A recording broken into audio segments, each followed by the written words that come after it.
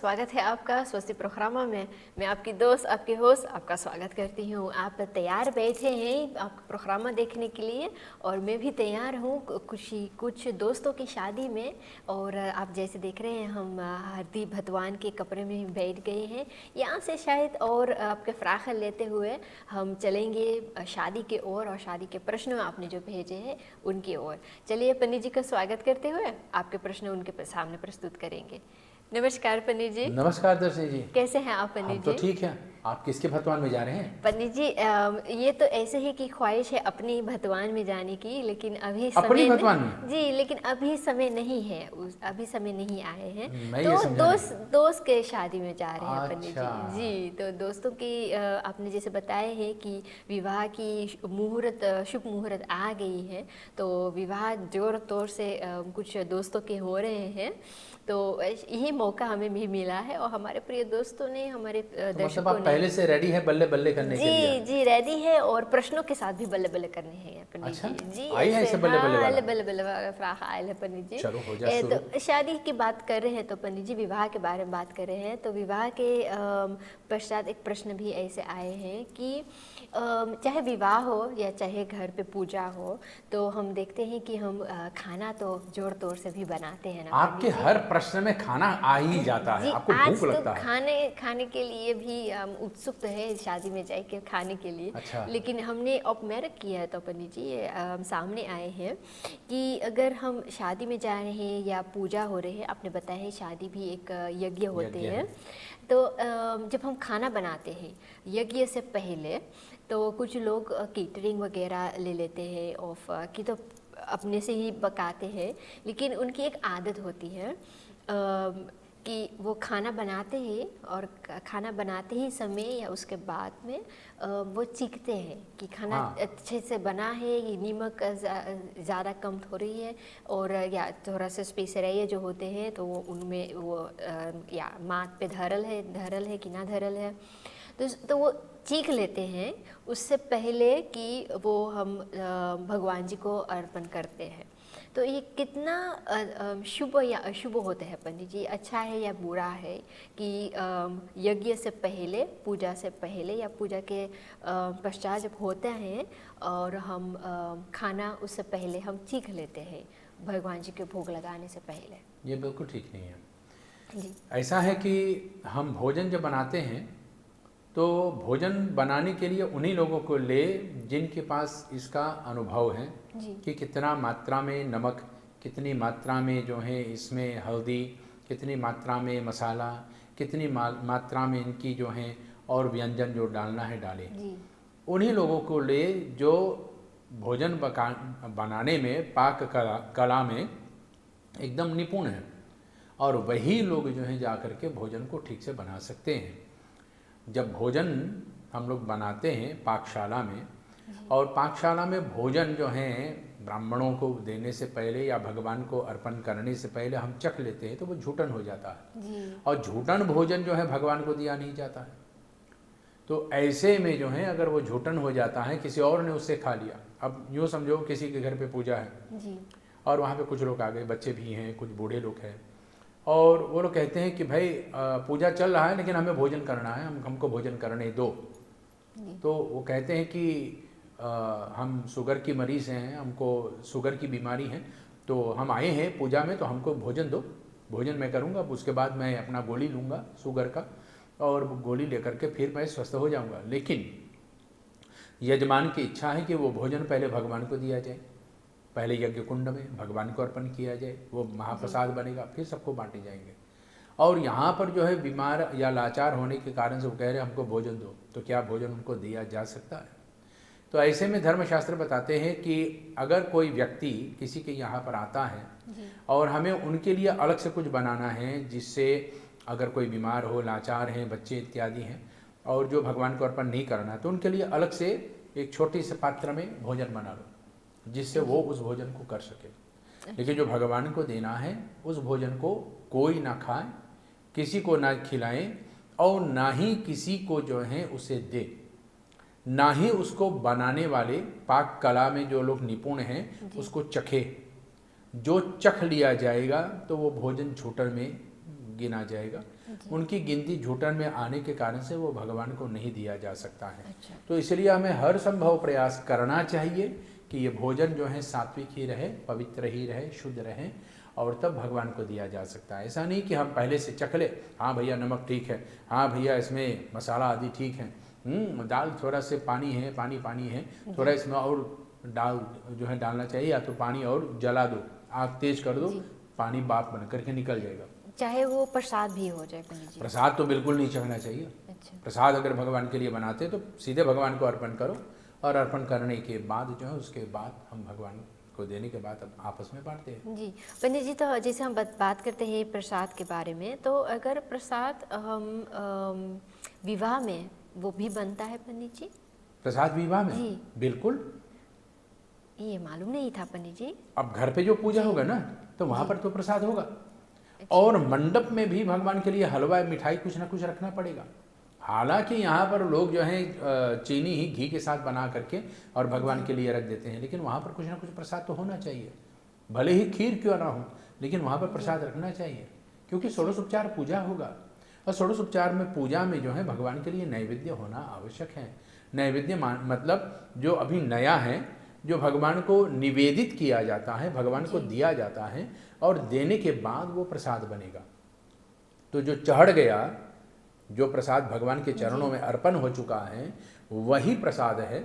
जो अभी नहीं चढ़े वो नैवेद्य कहलाएगा। अच्छा, लेकिन पंडित जी तब विवाह के समय कौन सा ऐसा समय होता है कि हम भोजन जो हमने निमंत्रण दिए हैं हमारे गेस्ट लोगों को, उनको हम कौन समय पे उनको हम निमंत्रण दे सकते हैं कि आज भोजन आपके आकर कर सकते हैं? विवाह में यहाँ पर प्रतिबंध नहीं किया जाता है, किसी को रोकता नहीं है, क्योंकि विवाह में जो है संगतिकरण यज्ञ में जो यज्ञ हो रहा है उसमें देव पूजा हो ही रहा है।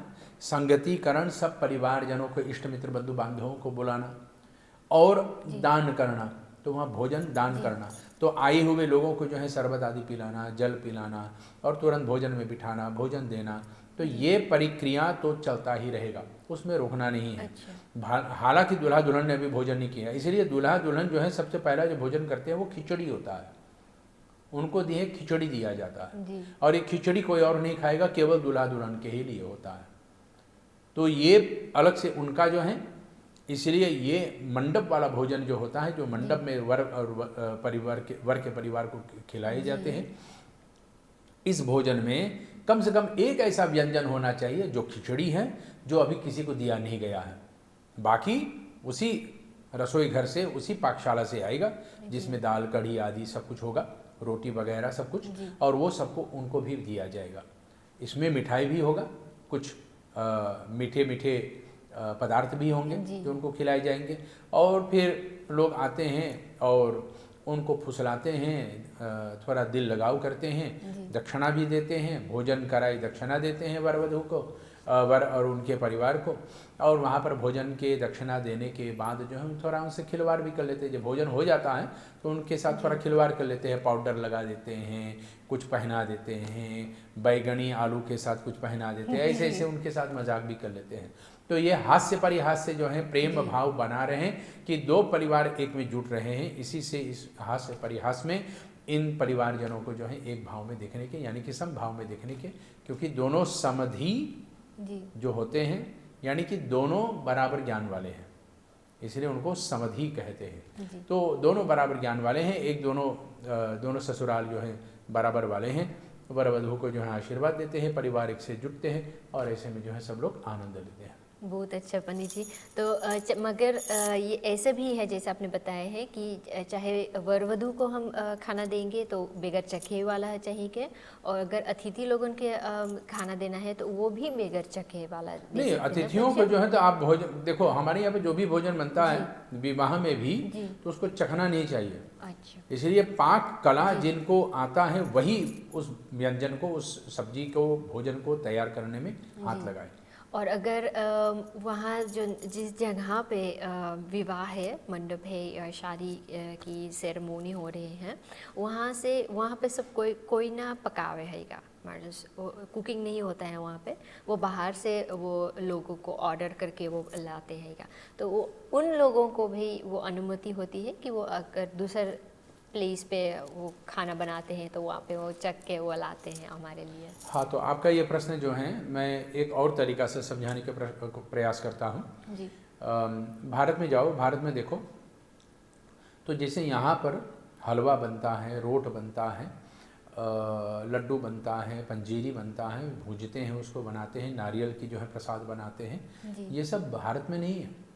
भारत में जो है मिठाई की दुकान से जो कुछ मिठाई लेकर आओ, और मैंने तो खुद देखे हैं, अपने आँख से हमने देखे हैं वहाँ पर कि मिठाई वाले की दुकान में जाते हैं, वहाँ पर पेड़े रखे हैं और एक पेड़ा खा रहे हैं, भैया हमको पूजा के लिए पेड़ा दे दो, और उसी में से उसने खा लिया, हाँ ठीक है भैया कितना चाहिए, 1 किलो 2 किलो, हाँ भैया एक पार्सल दे दो। तो जहाँ से उसने एक खाया है वहीं से अलग अलग निकाल करके आपके लिए डिब्बा में रख रहे हैं, डिब्बा बंद कर दिया, आप लेकर के जा रहे हैं और आप घर पे जो है भगवान को अर्पण कर रहे हैं। पेड़ा बनाने वाले तो पहले खा लिया और आप जो है डिब्बे में लेकर के जा रहे हैं भगवान को अर्पण करने के लिए, ये तो पहले से झूठा हो चुका है जी। लेकिन पेड़ा जो है गोला गोला होता है और टुकड़े टुकड़े होते हैं जी। तो उसने अलग से एक टुकड़ा खा लिया, ऐसा नहीं कि एक ही पात्र में से निकाल करके खाया है जी। तो इसलिए वो झूठन में गिनती नहीं है। पाकशाला में जो भोजन हम लोग बनाते हैं, विवाह में रिसेप्शन में जो भोजन बाहर से बन करके आता है जी। जब भोजन हमारे द्वार पे पहुंचता है तब से इनका जो है गिनती शुरू होता है। अच्छा, बनाने वाला कैसे भी बनाया हो उसी बर्तन से बना करके अलग से बर्तन में रखा, उसको चखा और फिर बाहर कर दिया, लेकिन उसी पात्र में नहीं मिलाया, तो ये झूठन नहीं हुआ। तो क्या हम अपने भोजन में भगवान के लिए जो बनाते या प्रसाद बनाते ऐसे कर सकते हैं? बिल्कुल नहीं, क्योंकि ये भोजन जो है केवल भगवान के लिए होगा, क्योंकि हम स्वयं बना रहे हैं। इसलिए प्रसाद जो है स्वयं बनाओ, बाकी के भोजन जो है भले कोई और बनाए, लेकिन प्रसाद स्वयं बनाने का प्रयास करो। बहुत अच्छा पंडित जी। पंडित जी, तो ऐसे जब हम बात कर रहे हैं विवाह के बारे में, तो हमारे प्रिय दर्शकों ने हमें पूछा है कि सूरीनाम देश में शायद बहुत ज़्यादा ये नहीं बनाते हैं हम, लेकिन फिर भी वे जानना चाहते हैं कि ऐसा भी क्यों होता है। विवाह पंचमी के बारे में वो जानना चाहते हैं पंडित जी। विवाह पंचमी एक बड़ा ही सुंदर और पवित्र त्यौहार है। इस त्यौहार में जो है जाकर के अयोध्या और जो है जनकपुरी, ये दोनों जो हैं एक दूसरे के जो है संबंध में आ जाते हैं, यानी कि भगवान श्री राम, माता जानकी, इन दोनों का विवाह के उत्सव को हम लोग मनाते हैं। इसी मुहूर्त में, इसी तिथि में भगवान श्री राम और माता जानकी का विवाह हुआ है और इस विवाह के जो है गठबंधन को हम लोग मनाने के लिए ये विवाह पंचमी है। तो यहाँ पर कहते हैं कि मार्गशीर्ष के शुक्ल पक्ष में पंचमी तिथि में भगवान श्री राम और माता जानकी का विवाह हुआ, और जब इनके विवाह हुआ तो इसी तिथि को हम लोग मनाते हैं। अयोध्या में बड़ी धूमधाम से लोग इसको मनाते हैं। यहाँ सूरीनाम में तो बहुत से कम लोग जो राम भक्त होंगे वो मनाते हैं, या तो जानकी जी की जो भक्त हैं, सीता माता की जो भक्त हैं वो मनाते हैं, लेकिन भारत के अयोध्या में और मिथिला में इसको जो है बड़ी धूमधाम से लोग मनाते हैं। आज भी इस विवाह पंचमी के उत्सव पर लोग अपने नगरी को जो है इस तरह से सजाते हैं कि अभी अभी जैसे भगवान श्री राम जानकी के साथ जो है बारात लेकर के जा रहे हैं विवाह करने के लिए, और उसी बारात को लेकर के वापस आते हैं। ऐसे उत्साह और उमंग के साथ इस त्यौहार को मनाते हैं। तो इस विवाह पंचमी में, क्योंकि ये पंचमी तिथि में हुआ और विवाह हुआ, किसका हुआ? श्री राम और माता सीता की, तो इसे जो है बड़ा ही पवित्र शुभ माने गए हैं। कहने का तात्पर्य ये भी है कि यहाँ पर भगवान श्री राम और माता जानकी की विवाह को देखने के लिए वैकुंठ से भी देवता मनुष्य रूप धारण करके और मिथिला गए हैं वहाँ पर इस विवाह को देखने के लिए। तो ठीक इसी प्रकार से इस विवाह को देखने के लिए जब वहाँ पर देवता भी मनुष्य रूप धारण करके गए, तो साधारण सी बात है कि हमारे मिथिला में और अयोध्या में लोग आज भी जो है रामलीला करते हैं, और राम और सीता के विवाह का जो है उस शुभ मुहूर्त को जो है फिर से अनुभव करने के लिए विवाह पंचमी के इस तिथि पर विवाह का जो है नाटक करते हैं। जहाँ पर श्री राम और माता जानकी की विवाह होते हैं। तो इस उत्सव के बड़े आनंद, आप मिथिला में चला जाओ तो मिथिला में माता जानकी की इस विवाह को जो है बड़े उत्साह के साथ मनाते हैं। अयोध्या को तो सजाए जाते हैं क्योंकि यहाँ से बारात जाता है, लेकिन मिथिला पूरी नगरी सजी हुई है ऐसे कि भगवान श्री राम अभी आएगा। बहुत अच्छा पंडित जी, अब जैसा आपने बताया है कि एक ऐसा त्यौहार भी हमारे हमारे सनातन धर्म में है जो कम लोग जानते हैं इसके बारे में, और जो जानते हैं वो भी बहुत उत्साह से ये त्यौहार मनाते हैं। लेकिन पंडित जी, als wij toch in Suriname dit festival zouden willen vieren, hoe kunnen we dat nog alsnog, als we dat willen doen, hoe kunnen we dat doen, पंडित जी? देखो, यहाँ पर मंदिर में जाइए, मंदिर में भगवान श्री राम माता जानकी की जो है उनकी प्रतिमाएं, उनके जो प्रतिमा होते हैं दोनों को जो है माला पहनाइए। माला पहनाने के बाद दोनों के सामने नैवेद्य रख दो, फूल की वर्षा करो जिसको हम पुष्पांजलि भी कहते हैं, और दोनों को पुष्पांजलि करने के बाद सोहर की गीत गाओ, विवाह के गीत गाओ। और भगवान श्री राम माता जानकी की जो है इस विवाह को जो है ऐसे गीतों से जो है सजा करके तैयार कर देना चाहिए कि ऐसा लगे कि आज ही वह विवाह है, हालांकि सदियों पहले हो चुका है। अच्छा। तो वहाँ पर जो है भजन से, कीर्तन से, सोहर से, मीठे मीठे संगीत से जो है भगवान श्री राम माता जानकी के विवाह के इस उत्सव को पुनः मना सकते हैं। जी पंडित जी, आपने एक ऐसी बात कही है सोहर के गाने, ये सोहर के गाने क्या होते हैं पंडित जी? हाँ, सोहर जो है एक बड़ा ही सुंदर और सराहनीय गीत हैं। अच्छा। ये गांव के गीत हैं जी। विशेष करके माताएं इस गीत को गाते हैं और इसको गा करके किसी को रीझते हैं, ये हम लोग कहते हैं ना उसका पैर खींचना, टांग खींचना, तो उनको छेड़ते हैं। तो इस सोहर के माध्यम से भगवान श्री राम को या माता जानकी को थोड़ा से छेड़ना। लाडली हमारी जो है जाकर के शर्मा रही हैं, तो लाडली को जो है थोड़ा शर्म आ रही है तो उनकी शर्मिली होने पर यहाँ पर कुछ गाते हैं। भगवान श्री राम जो है मंद मंद मुस्करा रहा है, चुपचाप बैठे हैं, कुछ नहीं बोल रहा है, बस टुकुर टुकुर देख रहा है, तो इस पर जो है कुछ पंक्तियाँ लोग बना लेते हैं और इसको गाने लगते हैं। और जो अभी अभी अचानक में बना करके तैयार कर लिया, इसी को सोहर कहते हैं। यानी कि सामने वाले को जो है जाकर के सौंदर्य को हरण करने के लिए, उसकी नज़र उतारने के लिए, उसकी नकल करने के लिए, ना आप करने के लिए, उनको जो है छेड़ने के लिए, उनकी टांग खींचने के लिए, उनको जो है जैसे संगीत में गालियां देते हैं ना, भतवान में जो है विशेष करके यहाँ सूरीनाम में होते हैं, तो लड़की वाले अपने घर पे, लड़का वाले अपने घर पे, लेकिन दोनों जो है अपने अपने ससुराल को गाली दे रहे हैं, लेकिन वो गीत में है और दोनों को बुरा भी नहीं लगता है। तो ऐसे लाडली को और भगवान श्री राम को भी हम छेड़ते हैं, इसी को हमारे यहाँ पर सोहर भी कहे गए। लेकिन पंडित जी, गालियों के साथ गाना और वो भी विवाह में, ये कितना खपास है पंडित जी?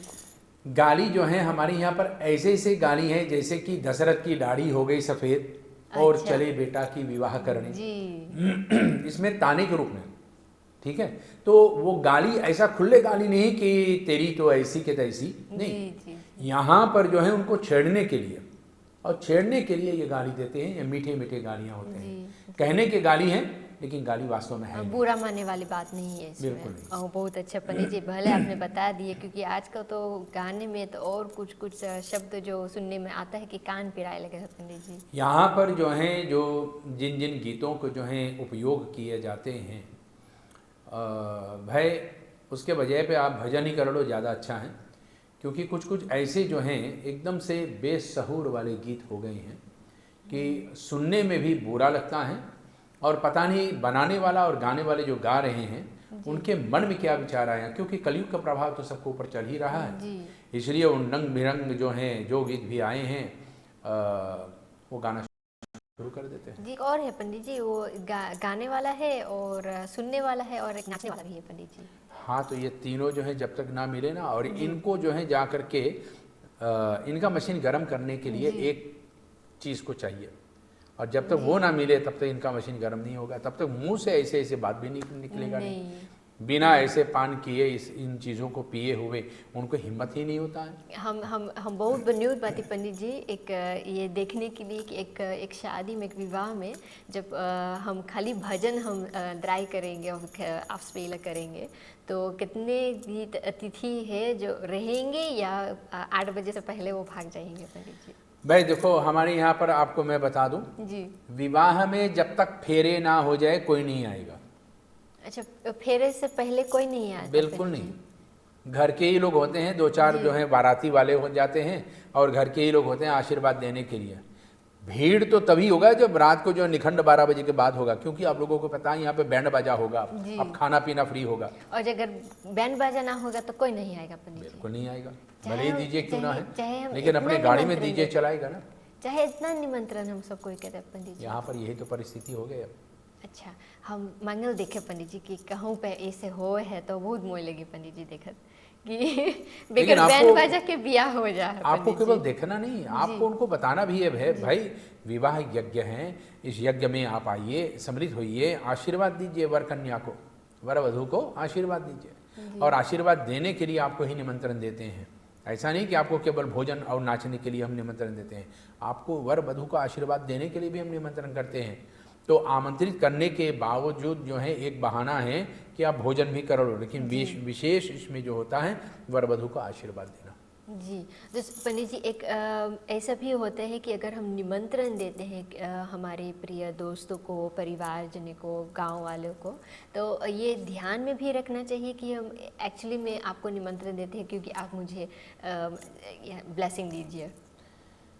बात तो सही है, लेकिन दो लोगों को निमंत्रण कभी नहीं दिया जाता है। अच्छा, दो लोगों को निमंत्रण कभी नहीं दिया जाता, वो कौन है पंडित जी? और वो बिन बुलाए हमेशा आ जाते हैं।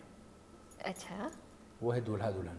अच्छा जी, उनके बगैर तो शादी नहीं हो जाएगी, नहीं होगी ना पंडित? लेकिन उनको निमंत्रण किसी ने दिया? नहीं दिए। उनके माता पिता जो है पूरी दुनिया को न्योता दे रहे हैं। लेकिन वो एक दूसरे को देते हैं ना पंडित जी, दुल्हन अपने होने वाले जी को भी वो तो माता पिता देते वो हैं। माता पिता देते हैं। माता पिता वो देते अपने हैं। से नहीं देते नहीं पंडित जी। नहीं, दूल्हा के हाथ से नहीं जाएगा जी। और ना ही दुल्हन के हाथ से जाएगा। क्या हमारे ज़माना इतना ही बदल गए हैं कि आज जो है वर वधू ही न्योता देना शुरू कर देगा, दूल्हा जो है अपने माता पिता को न्योता देगा कि हमारा शादी आप आ जाइए। जिस दिन ये काम होना शुरू हो जाएगा, बिल्कुल समझ लो दुनिया उल्टा हो गए हैं, और यह विवाह में, इस विवाह में किसी का आशीर्वाद भी नहीं रहेगा। लेकिन पंडित जी मान लीजिए ऐसे परिस्थिति भी होती है कि माँ बाप में और या शायद बेटा और माँ बाप में बंधन, उनकी कांटेक्ट उतना नहीं है, बंधन उतना अच्छा नहीं है, तो पर ये ऐसे परिस्थिति हो जाते हैं पंडित जी कि शायद बेटा विदेश में है और माता पिता दूसरे देश में है, वो शादी कर रहे हैं, तो उन्होंने बताया है कि दुल्हन हो पा गए हैं और शादी है, आप देख लीजिए लाइव स्ट्रीम से। धिक्कार है ऐसे बच्चों पर जो अपने माता पिता को अपने विवाह में सम्मिलित नहीं करते हैं, क्योंकि माता पिता के आशीर्वाद के बिना ये विवाह पूरा नहीं होगा। भले आप देश विदेश में रहें, मीलों दूर रहे हैं, लेकिन अपने माता पिता को नहीं बुलाया अपना यज्ञ में, अपने इस विवाह में, आपका विवाह पूर्ण नहीं है। जिस कार्य में माता पिता की आशीर्वाद ना है, उसमें देवी देवता भी अपना आशीर्वाद नहीं देगा। यहाँ तक तो मैं ये भी कहता हूँ कि अगर हम पूजा पे बैठते अपने घर पे, तो अपने माता पिता के चरण छूकर आशीर्वाद पहले ले लो, फिर उसके बाद पूजा में बैठो। और जो लोग ऐसे करते हैं, भगवान उनकी पूजा सहर्ष स्वीकार करता है। और जो लोग बिना माता पिता के चरण स्पर्श किए पूजा पे बैठ गए और उसके बाद जाकर के आरती करते हैं, माता पिता के चरण छूते हैं, ऐसे पूजा में भगवान जो है अपना सहयोग भी नहीं देते जब तक माता पिता के आशीर्वाद नहीं है। तब उनको जो है जाकर के देवी देवताओं के आशीर्वाद की प्राप्ति होता है। इसलिए पहले अपने माता पिता के चरण छूकर आशीर्वाद ले लो और फिर पूजा में बैठो। पूजा के बाद अपने माता पिता के भले ही आरती करो, चरण स्पर्श दोबारा करो जी। इसमें देवी देवता प्रसन्न होते हैं। तो वो दुर्भाग्य लोग होंगे जो विदेश में विवाह कर रहे हैं अपने, लेकिन अपने माता पिता को सम्मिलित नहीं किया, या कहते हैं कि हमारे माता पिता जो हैं आप लाइव स्ट्रीम से देख लो जी। मान लिया जाए बेटा बेटी विवाह कर रहे हैं, परिवारगण विवाह कर रहे हैं, लेकिन माता पिता अस्पताल में है और माता पिता अनुमति दे रहे हैं कि बेटा इस विवाह का कर लो, पता नहीं मैं जीवित रहूंगा या ना रहूंगा। तो चलो ये भी ठीक है, लेकिन कम से कम वर और माला पहनाने के लिए, वर वधू को माला पहनाने के लिए एक बार माता पिता के सामने आकर के, भले वह अस्पताल में हो या कहीं पे भी, डॉक्टर से बात कर लो कि उनके सामने माला पहना लो, उनकी आशीर्वाद भी ले लो। या तो फिर सीधे मंडप से निकल करके उनके पास जाइए, उनसे आशीर्वाद लो, फिर बाद में दुनियादारी से आशीर्वाद लो। उसके बाद आपको रिसेप्शन आदि करना है तो आप कीजिए, लेकिन जिस विवाह में माता पिता के आशीर्वाद नहीं है वह विवाह देवताओं के द्वारा सुरक्षित भी नहीं है।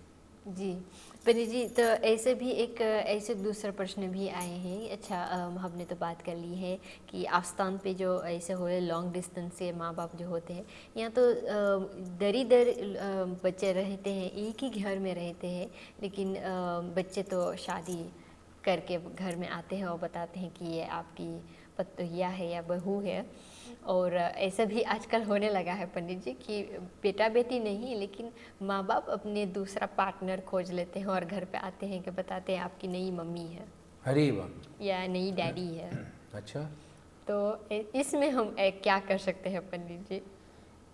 कली प्रभाव से जो है जाकर के आज ये पूरा संसार जो है त्रस्त है, और पूरा संसार जो है जितने भी मनुष्य हैं इसमें जीवित हैं सबके ऊपर कष्ट है।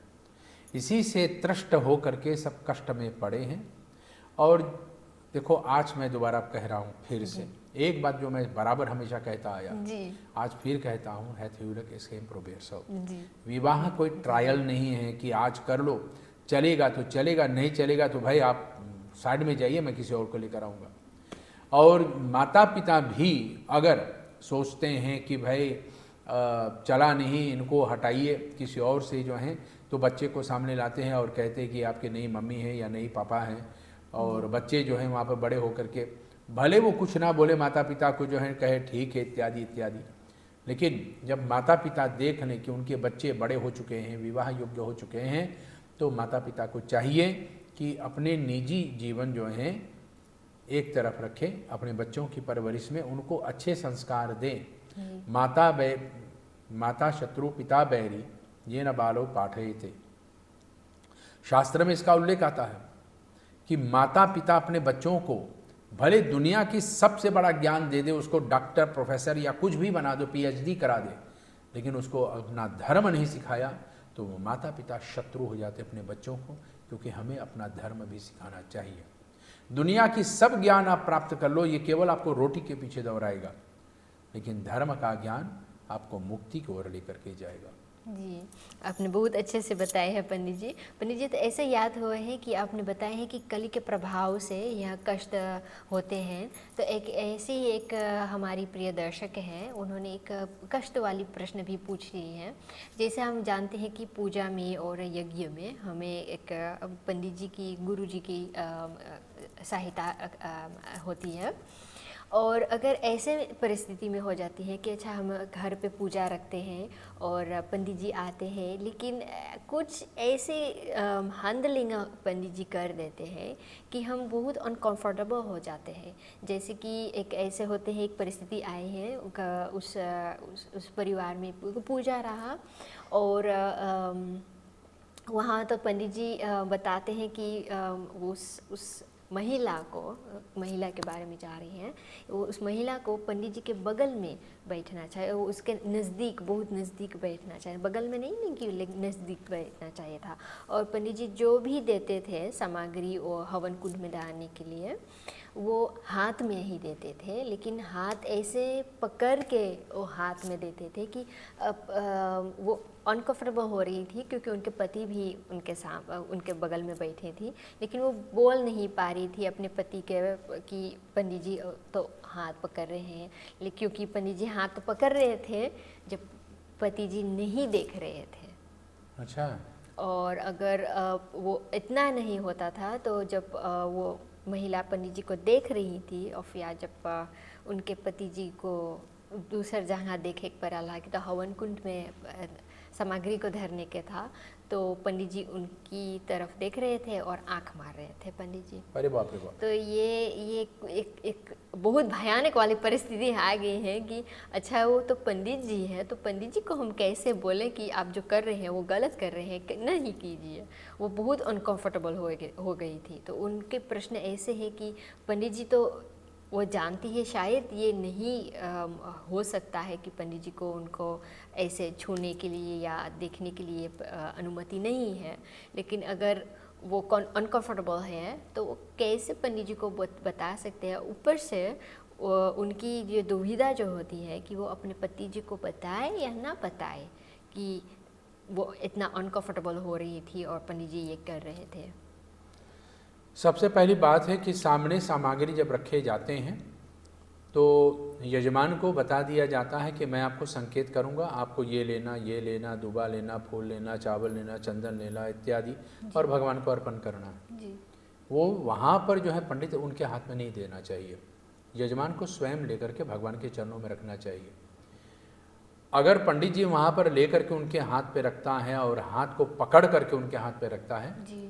तो ये एकदम से गलत है, एकदम से गलत है। यहाँ पर यजमान को स्पर्श नहीं करना चाहिए, क्योंकि हमारे यहाँ पर स्पर्श से, रूप से, गंध से और उनके दर्शन से, इन चारों से कामा भाव जो है उत्पन्न होता है। जी। और पूजा में, यज्ञ में कामा भाव नहीं होना चाहिए। अगर काम दृष्टि से ऐसे ऐसे अनुष्ठान हो रहा है या ऐसे ऐसे कुछ कृत्य हो रहे हैं तो ये पूजा जो है अस्वीकार्य है, और देवी देवता इस पूजा को भी स्वीकार नहीं करते, क्योंकि वहाँ पर मन कहीं और है। हालांकि यजमान अपना पूरा मन भगवान में लगा रहे हैं, लेकिन वहाँ पर पुरोहित जो होता है वो कोई और ढंग से, कोई और विचार से ये पूजा करा रहा है। जी। तो ऐसे में जो है व्यक्ति को, हम शुरू में भी बोल चुके हैं कि, और पता नहीं कौन से एपिसोड में, लेकिन बताए हैं कि गुरु पानी पियो छान के और गुरु बनाओ जान के। जी। पहले उस व्यक्ति के बारे में जान लो, और यदि पंडित जी ऐसे कुछ कृत्य कर रहे हैं तो आप अपने पति से बोलिए और पति से संकेत मात्र में बोल करके उनको समझाइए, या तो वहाँ पर और भी घर के वृद्ध लोग होंगे, उनमें से किसी एक को संकेत करके उनको बताइए कि ऐसे ऐसे हो रहे हैं, हमको अच्छा नहीं लग रहा है, आप लोग पंडित जी को समझाइए। तो वहाँ पर वो पंडित जी को समझा सकते हैं कि पंडित जी धीरे से, कोई पंडित जी से बोले कि पंडित जी आप ऐसे ऐसे कर रहे हैं, यजमान को अच्छा नहीं लग रहा है, आप सावधान हो जाइए, पूजा को ठीक से करिए। जी। या तो फिर इसके बाद भी अगर पंडित जी नहीं सुधर रहे हैं तो वहाँ पर जो है आप पूजा से खड़े हो जाइए, पंडित जी से हाथ जोड़ करके प्रार्थना करें कि पंडित जी मैं अपना जो है पूजा ठीक से कराना चाहता हूँ, आप भी मन लगा करके ठीक से हमारे कार्य को संपन्न कराइए। अगर ऐसा फिर भी ना हो रहा है तो उस पूजा को स्थगित कर देना चाहिए। जी। और फिर अच्छे पंडित को देख करके, कोई भी पंडित को देख करके उस पूजा को विधिवत फिर से संपन्न कर लें। अच्छा। लेकिन यहाँ पर अगर कोई पूजा में अनकंफर्टेबल हो गए, उनको जो है असुविधा की प्राप्ति होता है, या किसी के स्पर्श से उसको जो है जा करके कष्ट होता है, हमारे धर्मशास्त्र में ये भी कहते हैं पराई स्त्री को जो स्पर्श करता है, बाली को भगवान श्री राम ने क्यों मारा, मैं बैरी सुग्रीव प्यारा कारण कवननाथ मोहि मारा। बाली जो है भगवान श्री राम से पूछता है कि हे प्रभु, आपका हमारा मुलाकात अब हो रहा है, हमने आपको तो कभी पहले देखे नहीं, लेकिन आप मुझे मार रहे हैं और आप सुग्रीव के प्यारे हो गए हैं। हम तो कुछ ना बिगड़ ली है, ठीक है, हमने आपका कुछ नहीं बिगाड़ा, तो आप हमारा शत्रु कैसे बन गए। तब भगवान श्री राम कहते हैं वहाँ पर, अनुज बधु भगनी सुत नारी सुन सठ कन्या सम ए चारी, इनहि कुदृष्टि बिलोकत जोई, ताहि बधे कछु पाप न होई। राम जी वहाँ पर बाली से कहते हैं कि अनुज बधु, अपने छोटे भाई के पत्नी को अनुज बधु, भगनी अपने बहन को, सुत अपने बच्चों को, और नारी पराई स्त्रियों को जो बुरे नज़र से देखते हैं उनको मार देना, उनको कोई मारने वाला जो होता है पाप भी नहीं लगता है। ताहि बधे कछु पाप ना होई। तो उसका मतलब ये नहीं है कि हमने यहाँ पर इस बात को बोल करके जनता जनार्दन को, हमारे दर्शकों को जो है जाकर के छूट दे दिया कि आप अपने घर पे अपने पंडित जी को जो है पीट पाट करके और बेहाल करके विदा करें। नहीं, आप कायदा में रहिए, अपने नियमों का पालन करें, और कोई भी नियम का उल्लंघन कर रहा है तो उसे आप सावधान कर दें कि पंडित जी आप ऐसे कर रहे हैं, मुझे अच्छा नहीं लग रहा है, आप जो है मेरे सामने रख दो, मैं स्वयं ले लूँगा। ठीक है, ऐसे बोल करके उस पूजा को पूरा करा सकते हैं। फिर उसी भाव से जो है उस पंडित जो कहीं जहाँ भोजन करा करके दान दक्षिणा दे करके विदा कर दो। फिर आपस में घर में बात कर लो कि भाई देखो हमें ऐसे अनकंफर्टेबल अनुभव हुआ, क्या हम इस पंडित से जो है आगे के कार्यक्रम भी करा सकते हैं, आप इस पर विचार करें, अपने घर के बड़े लोगों के साथ इस पर परामर्श लें और फिर उसके बाद पंडित जी से प्रार्थना करके कोई और पंडित को नियुक्त कर लें, या उसी पंडित से कह दो कि देखो पंडित जी आपने ऐसे ऐसे किया, हमको कष्ट हुआ, आपसे क्षमा चाहते हैं, आगे की पूजा मैं किसी और से कराऊंगा। हमारे कुछ नाव भी ऐसे होते हैं जी। पंडित जी के जाने के बाद वो घर पे बैठे ही रहते हैं और पंडित से ज़्यादा जानने लगते हैं और जनता को, जजमान को बताने लगते हैं कि आपको ये करना, आपको वो करना है, यहाँ पर पंडित जी ने ये किया है, यहाँ पर पंडित जी ने गलत किया है, वो पंडित से ज़्यादा जानने लगते हैं जी। तो ऐसे ऐसे नाव लोग भी होते हैं जो जनता को जो है, जजमान को जो है भ्रमित कर देते हैं, भरमा देते हैं कि भाई देखो आपके ऊपर ये हैं, पंडित जी भूल गए ये कमवा करके, बस चलो हमें याद रहेगा हम करा देंगे, आप हमारे पास आना, हमारे लिए हमारे घर पे आना इत्यादि इत्यादि, तो हम आपके लिए ये कर देंगे या हम आपको एक ताबीज़ दे देंगे इत्यादि। कोई भी कार्य हो आप पहले अपने पुरोहित से परामर्श लें, पुरोहित से जो है काम ना बने तो सनातन धर्म महासभा है, अन्य सनातन धर्म के और भी सभाएं हैं और भी ऐसे जो है महान विद्वान दिग्गज लोग होते हैं, आप अपने अपने कष्ट को लेकर के उनके पास जाइए, उनके सामने रखिए और कदाचित वहाँ से कोई हल निकले, कोई उपाय निकले। जी, बहुत अच्छा पंडित जी। पंडित जी तो ऐसे है कि अगर अनकंफर्टेबल क्वेश्चन ऐसे आयल है, maar als het eigenlijk ook gewoon ja, de Pandit in de familiepersoon dan eigenlijk dan ook is, hoe zeg ik dan aan de familie ook van pandit ji doet dit met me? अपने ही परिवार जनों से कभी पूजा नहीं कराना चाहिए, क्योंकि वहाँ पर उस पंडित का मान सम्मान कम हो जाता है, क्योंकि घर के लोग जो हैं, जजमान आदि जो होते हैं पूजा पर, तो उस पंडित को जो हैं ऐसे परिवार के उस सदस्य को ऐसे देखेंगे कि भाई ये कर दो वो कर दो, और पंडित जी ही नौकर बन जाता है। तो ऐसा नहीं है कि अपने घर के पंडित से काम नहीं कराना चाहिए या अपने परिवारजनों से काम नहीं कराना चाहिए, लेकिन अगर परिवारगण वहाँ पर इसमें जो है विचार अपना जो है इस प्रकार से रख सके कि अब वो पंडित हैं, पंडित की ही दृष्टि से देखें, और पूजा पाठ होने के बाद जो है अब वो घर के परिवार है तो परिवार की दृष्टि से देखें। अगर इसमें जो है उनका जो है दृष्टि हो सकता है, उनका जो है विचार हो सकता है, उसका मन इस प्रकार से लग सकता है, तो चलो ठीक है कराओ, इसमें कोई दिक्कत नहीं है। लेकिन जब तक वो पुरोहित है तो उसको पुरोहित के रूप में देखें।